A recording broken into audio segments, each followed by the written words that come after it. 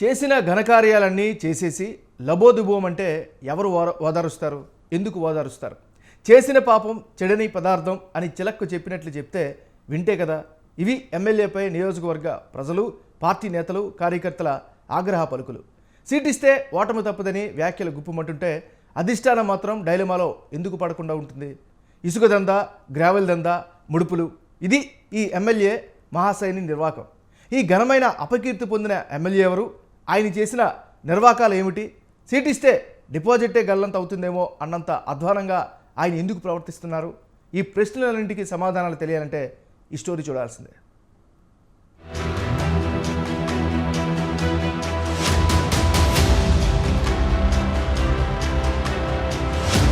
తెలిసి చేసినా, తెలియక చేసినా, స్వతహాగా చేసినా, ప్రెషర్ వల్ల చేసినా, ఎవరు చేసినా, ఎప్పుడు చేసినా తప్పు తప్పే. తప్పునకు శిక్ష తప్పదు. ఒక్కోసారి వెంటనే పనిష్మెంట్ ఉండవచ్చు, కొన్ని సందర్భాల్లో లేట్ కావచ్చు. ఉమ్మడి నెల్లూరు జిల్లా సులూరుపేటను ప్రతిష్టాత్మక నియోజకవర్గంగా చెబుతారు. అయితే ఈ నియోజకవర్గ ఎమ్మెల్యే అనుచితంగా ప్రవర్తించి పార్టీ పరువు తీసేస్తున్నారని, ఎమ్మెల్యే నిర్వాకం వల్ల ప్రతి మండలంలో పార్టీలు 2 గ్రూపులు తయారయ్యాయని కార్యకర్తలు మండిపడుతున్నారు.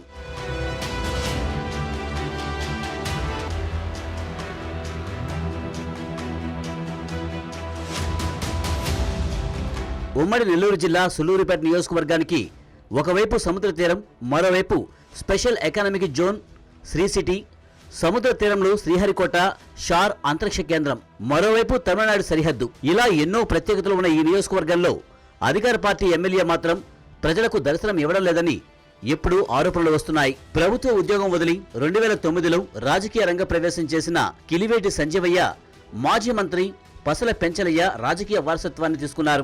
2009 ఎన్నికల్లో వైసీపీ తరపున పోటీ చేసి 4000 ఓట్లు స్వల్ప మెజారిటీతో ఎమ్మెల్యేగా గెలుపొందారు. అప్పుడు వైసీపీ అధికారంలో లేకపోవడంతో స్థానిక నియోజకవర్గ ప్రజలకు తానేమీ సహాయపడలేనని, అభివృద్ధి చేయాలన్నా అధికార పార్టీ నాయకులు అడ్డుపడుతున్నారని ప్రజల వద్ద వాపోయారు. నియోజకవర్గంలో ప్రతి మండలంలో తన హవా సాగించారు.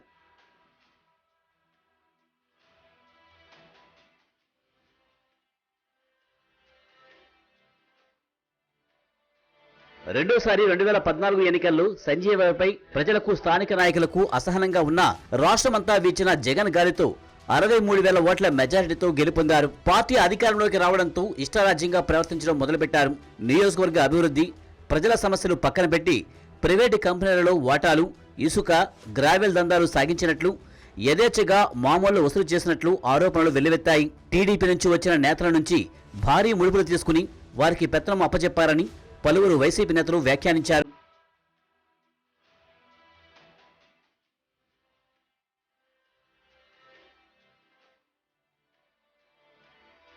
మొదటి నుంచి పార్టీ జెండాను మోసిన వారికి అన్యాయం జరగడంతో నియోజకవర్గంలో సీను మొత్తం రివర్స్ అయింది. ప్రతి మండలంలో ఒకే పార్టీలో 2 వర్గాలు ఏర్పడి పార్టీ పరువును బజారును పెట్టారు.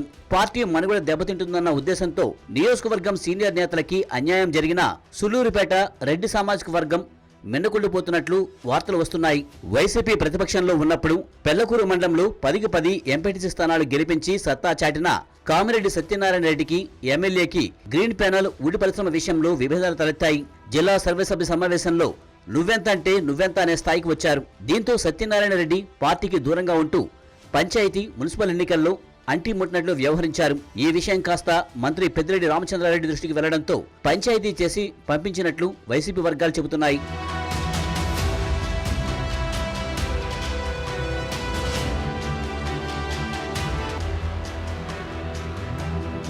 ఇలాంటివి 1 కాదు 2 కాదు, ప్రతి మండలంలోనూ వైసీపీలో ఎమ్మెల్యేకి శత్రువులు ఏర్పడ్డారు.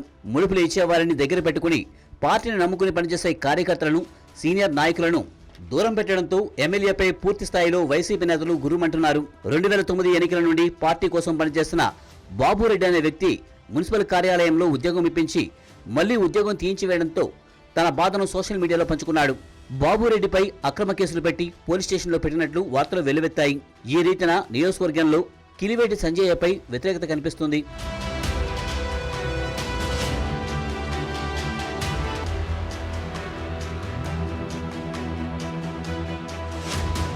సులూరుపేట ఎస్సీ రిజర్వ్డ్ నియోజకవర్గం కావడంతో ఇక్కడ ఎమ్మెల్యే అభ్యర్థి ఎస్సీ రిజర్వేషన్కి చెందిన వ్యక్తి ఉండడం కామన్. అయితే ఈ నియోజకవర్గాన్ని మొదటి నుంచి శాసించేది రెడ్డి సామాజిక వర్గం.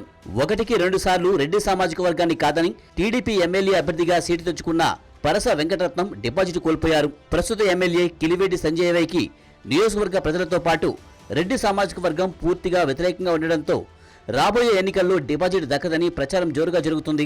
ప్రస్తుతం ఎమ్మెల్యేకి వ్యతిరేకంగా ఏర్పడిన వర్గం ఎంపీతో సఖ్యతగా ఉండడంతో నియోజకవర్గంలో ఎంపీ వర్సెస్ ఎమ్మెల్యే అన్న మాటలు అధికంగా వినిపిస్తున్నాయి. వీటన్నిటిని దృష్టిలో ఉంచుకుని రాబోయే ఎన్నికల్లో వైసీపీ అధిష్టానం ఎమ్మెల్యేకి సీటు ఇస్తుందో లేదో తెలియని పరిస్థితి ఏర్పడింది.